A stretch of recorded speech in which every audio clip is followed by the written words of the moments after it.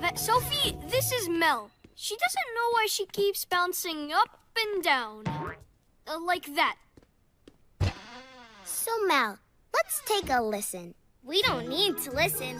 I can tell that Mel has a case of the jumping jitters. We can use a big piece of super sticky tape to stick her tail to the floor so she'll stop bouncing. Maybe we should listen a little closer to our patient, Mia. My stethoscope can hear what's going on inside her body.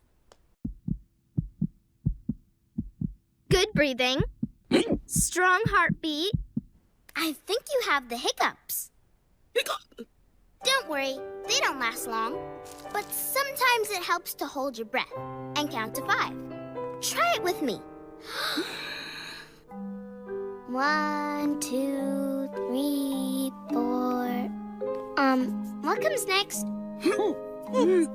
Pretty sure it's not 6 or 8. It's 5!